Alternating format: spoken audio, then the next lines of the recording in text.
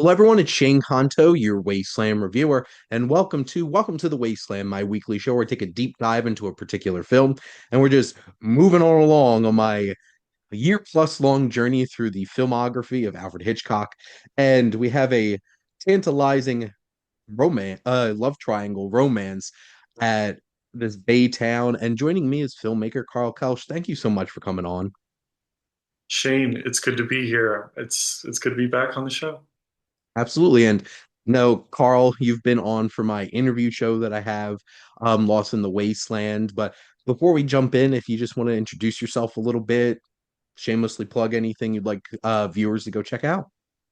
Yeah, I'm a New Jersey-based filmmaker. I live really close to New York City, Mhm. and kind of focused on screenwriting for a lot of my career. Have some short films that other people did, but recently kind of stepped back into the role of directing and had a short film, Scammers, Mhm. play the festival circuit that I'm really proud of. And people can find my shorts, including some crazy old high school things that I uploaded on my Nice. Vimeo page. And it's just Vimeo, my name, Carl Kelsch. You can see it on the screen here. Awesome. Go check it out. I did get to talk to Carl about scammers, had a review about scammers on my channel. So, and that's how we connected. And now we get to talk some classic Hitchcock. We're getting into that point where we're almost in sound era Hitchcock on my series here. But just to give a little bit of background on our film that we're talking about this week, Manxman. So this was released January 1929. It's about 100 minutes, along with a whole bunch of other of his early films. They were all restored in 2012 to varying degrees of length and stuff like that. So that's always an interesting thing. Like, is that like obviously the version I watched was more than 100 minutes. And on IMDb it's like 150. But that's always an interesting thing about some of these earlier films, different versions and stuff like that. This is based on a novel by Paul Kane from 1894. So it's interesting because a lot of these films were based off of like very current books, like they just released this year, but this was, at least a few decades before that. This was actually previously adapted into a film 13 years before. Hmm. So I have not seen that version, but be interested to check out like how it was different. Obviously, Hitchcock has a little bit more of a more advanced form of technology in terms of filmmaking than would have been 1916. This was the last fully silent film directed by Hitchcock, so this was the end of an era for him. Next week, Blackmail, which I'm very excited for that episode's his first film that actually has sound in it, and this was filmed on the Isle of Man. And it's really funny because a little story I found was they shifted the filming of this to Pero, Cornwall, because the author of the book who lives in the Isle of Man kept coming to set and trying to bother Hitchcock about what he was doing adapting his book. So he's like, nah, we're leaving. So they shifted that to avoid, because I don't think Hitchcock seemed to be the type of person that would be like, oh yeah, sure, come bother me and tell me how to do my film. So that's very interesting. And the filming of this actually started 2 weeks after the birth of Hitchcock's daughter, Patricia. So this was an interesting point in his life, becoming a father and, wrapping up this era of his doing silent filmmaking. And that's one of the interesting things I feel like about Hitchcock is like he's the second director that I've highlighted on this show that started in silent films and shifted into talkies. John Ford was another filmmaker that I covered. That was 80 weeks. That was a long series. And he also had like 40 missing lost films. Hmm. So it could have been even longer. Oh, could have been 120 films. But I guess getting things started then, Carl, what were your general thoughts on the Manx Man? Well, I like watching silent films with the context of just kind of learning about how filmmaking language started, and I know Mhm. you're similar. Mhm. And so I kind of watched it, appreciating that it's Hitchcock, but just watching it as a movie, storytelling from a writing standpoint. Um, I was surprised at how much I was um, kind of just gripped by the core questions Mhm. and moral dilemma that it sets out. And as a writer, I really appreciated, this as a model of a love triangle movie. And I would Mhm. use that more than the word romance because the word romance almost takes away from how much darkness there is, and none Yes. of them are very happy for very long in their No. situation. This Well, is I was, I was yeah. just gonna say this certainly is not a fun, uplifting kind of love triangle rom-com. This has some heavy stuff going on and some dark elements for sure.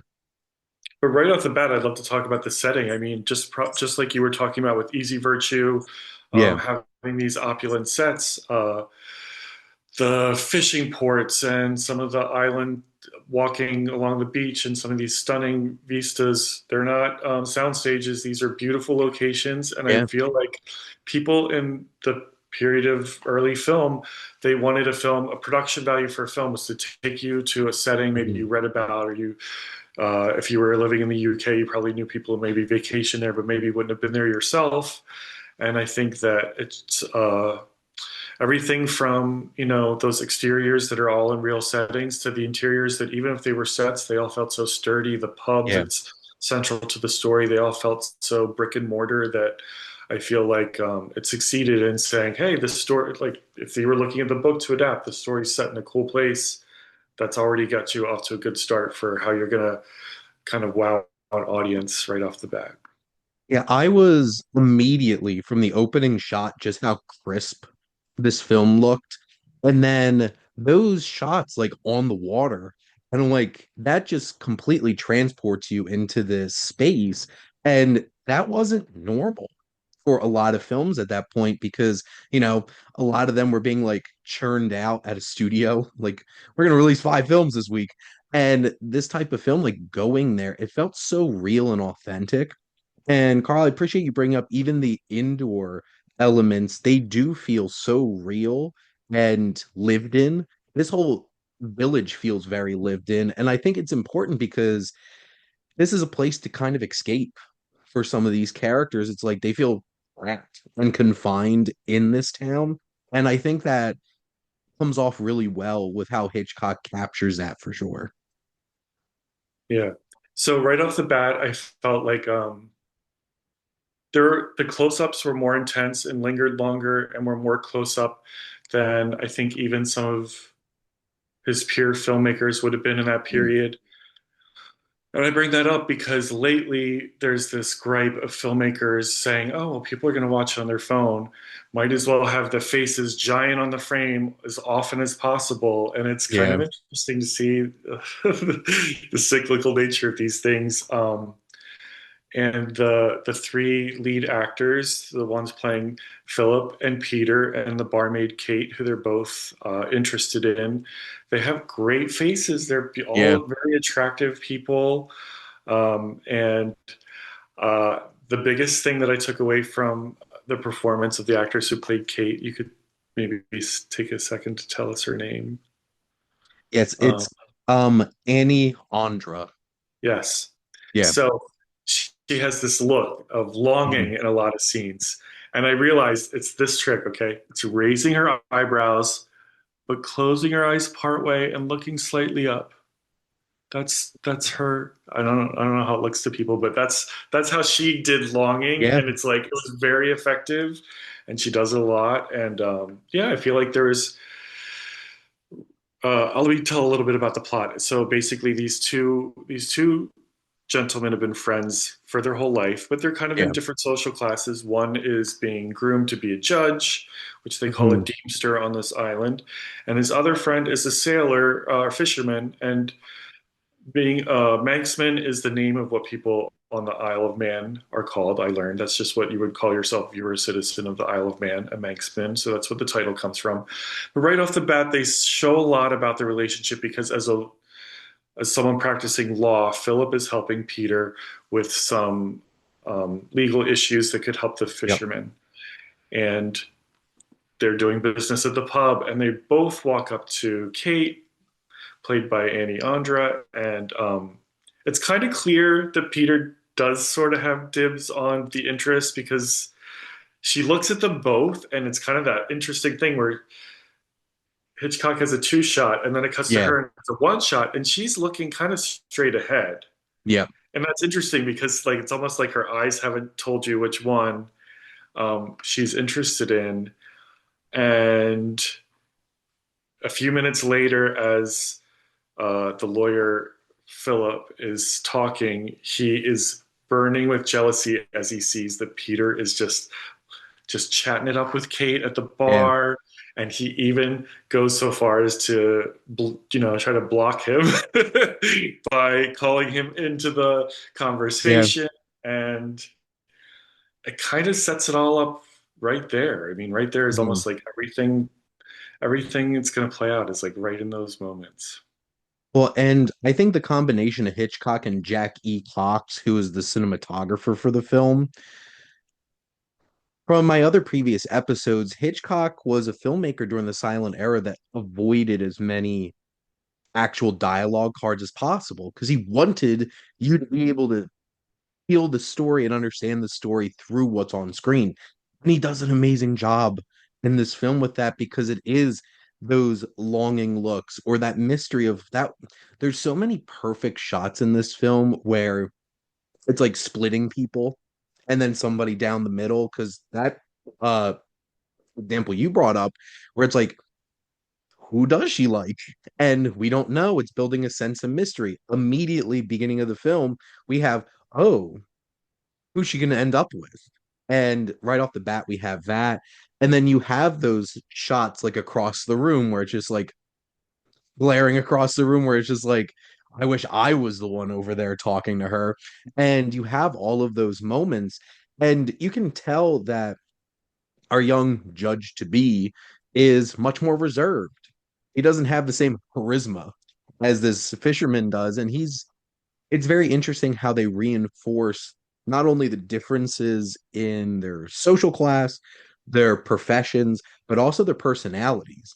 And it's one of those types of things. This is like a age-old conflict of like two completely different potential partners. Which one of these am I most interested in? And we do have that. And it's such an important driving force throughout the whole entire film. And I found myself very engaged from the very beginning all the way up until the very end of this film with how is this all going to turn out for these three people for sure. Yeah. As a writer, I really watch for like kind of the story engine, and Mhm. the thing that kind of gets reinforced is like, what do you want for these characters?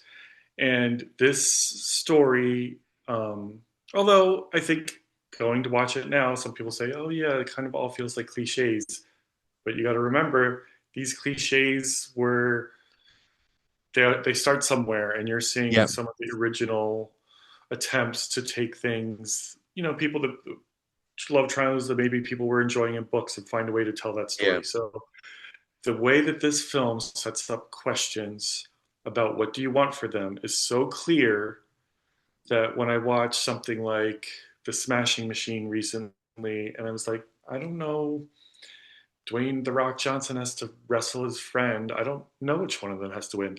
He's fighting with Emily Blunt. I don't know if they should be in a relationship. Maybe they shouldn't be in it. they should When the not. writings, The yeah, answer to when the that is they writings should not, not. yeah, when the writing's not quite right, it's almost like you're wondering, does the filmmaker want me to feel that this is ambiguous, or are they just not good at setting it up? And when it's set up well like this, you realize how it grips you. Mhm. And to me, the very first thing I noticed was, to me, the story was going to be so funneled around this idea of Philip being the stick up his butt, nervous lawyer. The question right off the bat is like, he likes her too. His friend really seemed to already have a connection. Yeah. She seems to have a connection with a friend. Would he be the type of guy who would move in at the risk of ruining his friendship, which he would have to understand that would be the consequence. And right off the bat, you can tell he wants to. And I just felt like it was a very great narrow window to start this off. And then the questions kind of split off. Okay, if he's interested in this girl, is she interested in him? Is she interested in him for what reason? Um, and and then there's this issue of like, is one of them better for her or not? And I feel Yeah. like the film kind of eliminates a few of those things and kind of like it knows when to like declutter the scenario and Mhm. when to focus it on really clear things. But I felt like for the whole story, it's like if Philip goes and crosses this line, um, I kind of want to know, will he face consequences? And um, and when the story plays out, I think whether you could say it's an interesting or good movie or not is like, how does it complicate those things? Is it in Yeah. a way that keeps pulling you in with some curveballs and surprises? And I would say absolutely yes, this film does that. Absolutely. And you do start off with that question where it is focused on Philip. Is Philip going to do this or not? And then the film reframes it to, Kate's the one that winds up taking this charge of, you know, I don't think it's a great sign that you should be with somebody if you find out that they died, and then immediately want to go be with their best friend. So, and that's such an interesting twist to the story.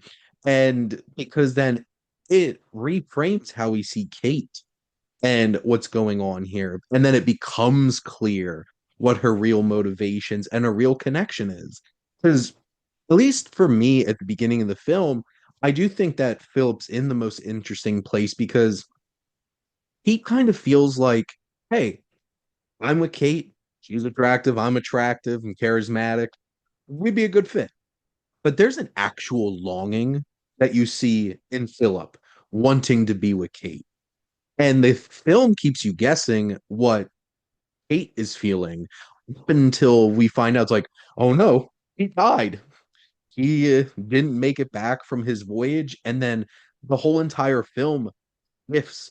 And now it's this stuck in this relationship that it feels like I should have been in, but this is what I really want. And it's way more complicated from there and keeps building in these layers of complexity that makes this film keep getting more interesting and interesting. And it's well paced in the writing in that way because it knows exactly when to throw a curveball into the Yeah. equation and shake things up and keep the momentum going. I was surprised how often it could do that with one scene. I feel like Mm. in modern movie writing, it's kind of like, oh, you kind of, if a character is going to change their mind, you kind of show it over several scenes. In this, um, one early key scene, which I do think to me, where I was like, okay, this is a good director choice. Mm. Um, Peter, who uh, is rejected by Kate's family for being too poor to take her Yeah. hand, decides he's going to go to Africa, make some money, come back with enough money that that will no longer be an issue. So he feels like Mhm. that's problem solved. Yep. And he goes to her window, but just like a great stage play, like Romeo and Juliet will have a balcony or something, he Yeah. has to talk to her through her window and he stands on his friend Philip's shoulders. So Yep. Philip is 5 feet away from earshot of hearing this very intimate moment where Mm. Peter is declaring that he is going to make everything right, and I think it was just it allows for a moment that after he steps down, she looks out the window and sees both of her choices right there, Yeah. and there's a very ambiguous moment where it makes you say, "Uh-oh," where she who just seemed to be beaming with the idea that she literally says, "I'll promise myself to you." Yeah. She has a look on her face like, "Oh wait, for a second I forgot about it." for Maybe Forgot that not. I was kind of interested in him, and it's kind of like they're like down on the street. I can't really like call him back up. Yeah. And it's again, it's just like one setup. I mean, not one camera setup, but one scenario, one scene, and like several big questions are launched there. And then the next big question that I thought was a super simple scene is all of a sudden Philip goes home to his mom, and you haven't seen any of his home life, any of his Yeah. relationship. You don't even know anything about his family. And she's just like, you've been being seen around with the publican's daughter, and you can't be dating this barmaid if you're going to be a judge. And she even says, your father married down and look what happened. And she's talking about herself. So obviously she's, People in their class yeah. issues. And I right know. off the bat, then you're like, okay, well, he kind of has his chance to go forward. And if he doesn't, it's for bad reasons Yeah. because it's for like, you know, being Advancement. superficial and yeah. And that's those are added layers that are put into this story because it could have just literally just been I'm supposed to be with this guy, but I'm actually in love with this guy. But there's layers to Pete and Philip's situation. And I Annie Andra, I think the second you see her on screen, there's so much charisma. She's so magnetic. And it's easy for us as an audience to be like, well, of course Pete and Philip want to both be with Kate. And that immediately comes to mind. And Carl Brisson had actually been in one of Hitchcock's other films, The Ring, where he plays this boxer, and he's in a bit of a similar situation, which that's also a love triangle, where two fighters are not only fighting for the championship, but also fighting for one of their wives Hmm. and having these different layers. And Brisson just brings this energy and magnetism, and he's just so big when he enters a space. And Malcolm Keane is so much smaller and like reserved, and you just see the facial expressions of the frustration and the longing that he has. And this film all goes completely in a different direction when Kate comes to him after finding out about he's just like, we can finally be together. It's just like, whoa. So like she saw this connection with Pete had gone too far and she didn't see a way back. And now it's like, well, he's dead, but of course he's not. Because, Yeah. we have that twist of the story and him coming back into the equation. But it's tragic seeing like Kate and Philip having some of those moments together before realizing what Pete's back. It was like, what are we supposed to do now? Yeah. There's something I want to highlight out of what you just said. A moment where, she says, we can be together. And up until that moment, you know that he's kind of decided he could cross the line, Yeah. um, even against his mother's will. And you almost are kind of hoping he doesn't just listen to what his mom says. Yeah. But the question is, does she like him the same way? And there's this very, very simple exposition where she flips through a diary. And I think that was really cool. Mm. Simple visual, almost like the equivalent of a montage, Yeah. saving a lot of money on locations. Um, and the moment where a character in a film has been longing for someone and then something shifts and that person suddenly returns the desire is probably one of the strongest storytelling devices that I think always like hits us in our life and and really eke something out. And I feel like it's every most good love triangle movies have a moment like that where the question's withheld. Is it reciprocal? And then when it is, it's like if you feel that's if the filmmaker did their job, you feel that's Mm. swell. And it's just like every John Hughes movie has kind of Yes. like a character where they're just this person doesn't notice me, okay, but now we're stuck, at the side of the road for longer. We actually finally have a conversation and the other person's eyes see me differently. And I think when you see a movie like this where it's all so stripped back and there's not much, noise and conversation to fill it up, it reminds you how simple these dynamics really are at their core. Oh, and that's such a powerful, relatable feeling, having these strong urges and connections to be with a person.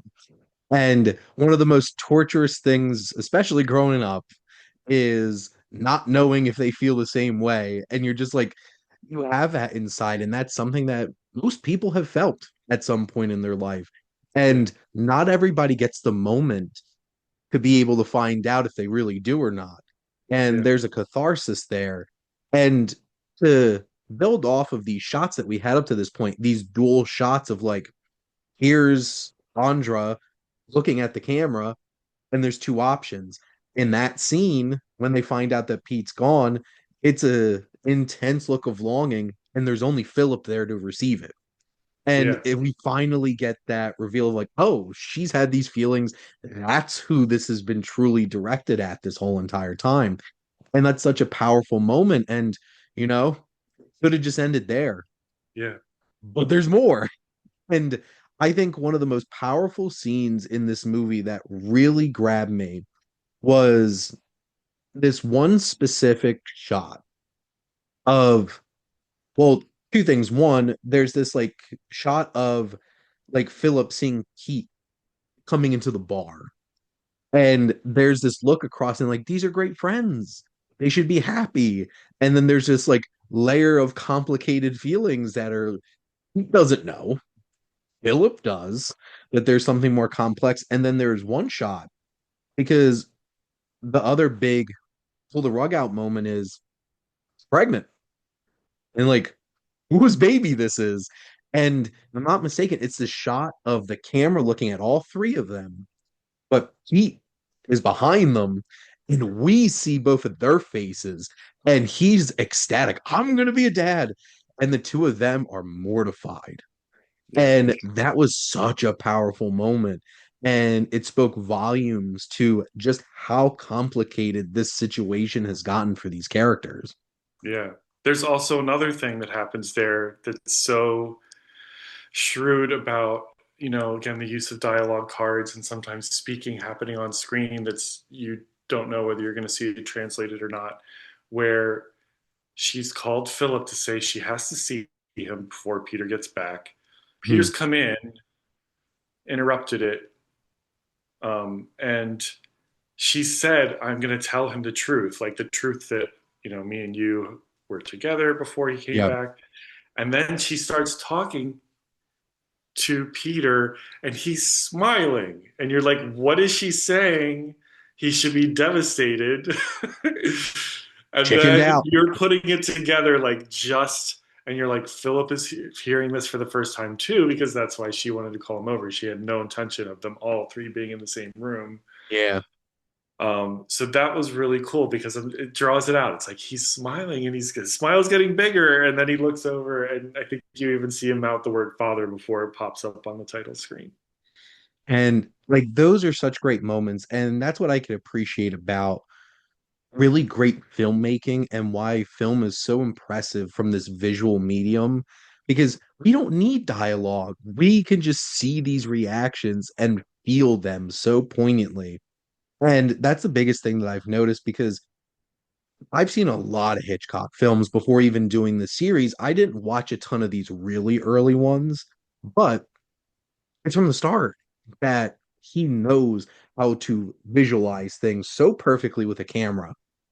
And it's just like one of those moments like this man is like 29 Yeah, and just doing these types of things as a filmmaker. And that moment is so powerful and so interesting where this film winds up going, where it does put them all in this situation of who sold out their feelings for status, who sacrificed true love to be less complicated and all of these types of feelings. And this is a lot more complex than I expected from this type of like dark love triangle type story from like 1929. And but the thing is, never known because it is Hitchcock. So he wasn't just going to make this all fluffy and stuff like that. And there's just so much weight to this. And it's just one of those powerful films where I did not have big expectations going into this, and I was just really impressed by where this film takes you. yeah, I felt the same way, and I think that the other huge thing I took away from it is when it gets to that point where they're all three together, he's back, and they get, Pete marries Kate, and there's a lot of uncomfortable scenes. You're like, when's the shoe gonna drop? What's really gonna happen? I think what makes it so riveting is the fact that there's a lot of subtext, and that Mhm. is like I think something that beginner writers it takes a long time to find that balance. But like when we see subtext being played on screen, when someone's lying, when someone is acting different or putting on an act, which is ironic because they're actors acting too.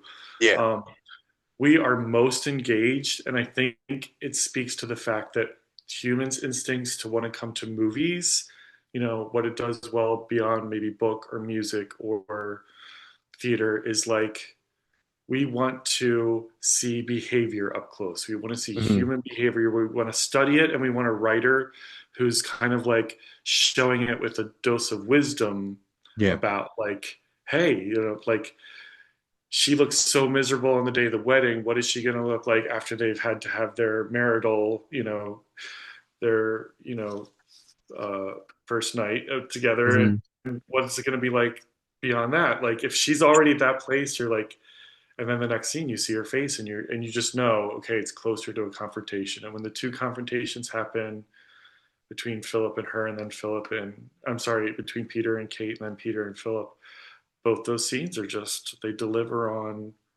You're like, oh, I know this is going to get messy, but it Yeah. gets so messy. Well, and this film doesn't pull those punches. And this would have been so much of a cheat if this ended in any kind of like clean way of wrapping this up in a nice bow. And I appreciate that Hitchcock didn't go in that direction and really did commit to there's so many complicated layers to this dynamic because it isn't just I have like you're a good woman, I'm good man. There we go. Simple Yeah. as that. No, there's these two men who have these feelings for this woman, and this woman has these feelings for the wrong man in terms of the situation that they're in. And then they have all these other layers of where they fit in society in this community. And this is such a small community. And this is definitely one of those like one of my favorite things about one of my favorite films is the film Brooklyn. And what I love about that is just how toxic. I don't love that the small town's toxic. I love the fact that it's so fully realized how toxic and all these whispers that go around this town. It's like that's the kind of life that they have to worry about. And the film might not spell that out all for us, but that's something that if you're paying attention, you realize there's a lot of other factors that are going into this dynamic and making it more complicated. And I feel like you really do feel like that in that final moment in the courtroom because we see where they've wound up and how Mm-hmm. this is all played out. And Philip is in the place that he was expected to go. But is he really happy Mm-hmm. being there? And then obviously Peter and Kate aren't exactly in the best place to be coming into that situation. And that cathartic moment of that showing of acknowledgement and grace in that scene and how they all have to come back together in this really uncomfortable situation.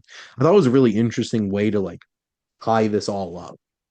Yeah, I think that what wowed me was like, a story like this has its complications. So as a writer, you could say, well, how would you know when to end that kind of story? And it really ends back with that initial question. I said I was so invested right off the bat of this Yeah, idea that Philip knows he could slip into doing something against what he kind of feels like is fair to his friend. yeah, And at the last scene is really just about like him finally. You're kind of like, will he make the choice to do something with integrity? And he really has to make a sacrifice now to do the right thing with integrity, a bigger sacrifice than he ever had to make. yeah. And I think that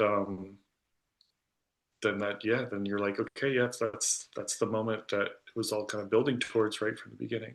The question, the main Yeah. question was all threaded around.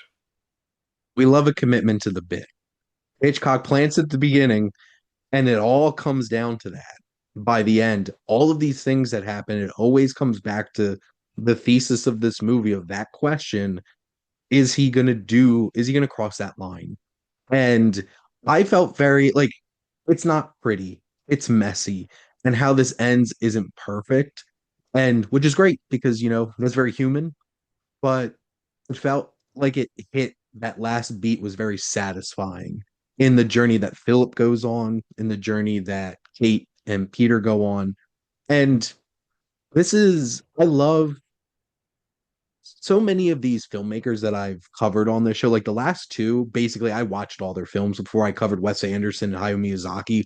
I had seen them all before. So, like, it was just like, oh, this is great getting to rewatch this. I remember going through my John Ford series and like, there's 80 movies. I had seen a handful of them. And there were some that just like, wow, that struck me. And I still think about a couple of those films, and they've lasted with me. And I didn't expect much out of the Manxman, and I think this is one that's going to stick around. Obviously, I'm going to be getting into like some really big heavy hitters in cinema, from Hitchcock, and I can't wait till I get to Lady Vanishes because I feel like that's like one of the first like big like Mhm. pushes into like what Hitchcock really became known for. But this is one that I'd really recommend to people to go check out because if you're tired of a lot of cliched, formulaic, and just spelling everything out for you types of love triangle stories and romances, this is something that's almost 100 years old and adds so many interesting layers to it. And just like you can do a lot with a little. Yeah. You don't need to spell everything out for everybody, and you just get lost in it. I guess, Carl, do you have any other things like last thoughts or anything that stood out to you about the film that we didn't talk about? I would say I feel like we covered a lot of what we like about it. I hope it inspires people to try it out. But the last thing I want to say is I wanted to come on and be part of your Hitchcock journey because my mom really instilled in me her love of Hitchcock. And I Okay. feel like he's probably one of the first filmmakers I knew by name because when his Hmm. movies would come on TV, she would stop and take note and share her enthusiasm. And I hope that um, we're getting to a generation that doesn't want to sit through a silent movie, let alone kind of even a movie, which is really scary. But And I do hope parents out there who watch, I think that you should sometimes needle your kids to sit down and watch a favorite with you. And mhm. they might complain a lot, but I think there's a lot to be appreciated by jumping back a few generations and saying, yeah, a lot of things are different, but a lot of things are the same. Well, and you know, those are special types of connections to have. I didn't have that type of connection with Hitchcock specifically. I actually first really was made aware of his work because I took a cinema class in high school and we did a whole entire month of Hitchcock. And like I had to go like outside of class, I had to go find another movie and write about it. And I went to my local library, got North by Northwest, watched that for the first time, and got to write about that. Because like in my head, Hitchcock was like psycho and horror and this like espionage, like very charming espionage thriller with North by Northwest. I'm like, oh, this is something different. I really enjoyed this. I have those films that like I watched with my mom and I grew up with my grandparents. Um, watching, the amount of times I've watched The Great Escape with my grandfather is way larger than one. Watched that movie so many times. But Wow. like that's still a film that I love. My mom really got me into old musicals and also action movies, which is also very interesting. Watched a lot of Die Hard and True Lies and stuff like that as a kid. So, but, having those types of moments, and I appreciate you sharing that and wanting to come on and be a part of this. And sounds like we found a little gem here, from Yeah. Hitchcock, and also a very interesting stepping stone in his career of like closed book on the silent era and then becomes the Hitchcock that so many people know and love at this point. But Carl, I really appreciate you taking the time to come on and hopefully people go check out some of your films, especially Scammers for sure. Yeah, it was great to hear your thoughts on the Manxman. And thank all of you out there for always tuning in and supporting your Wasteland reviewer.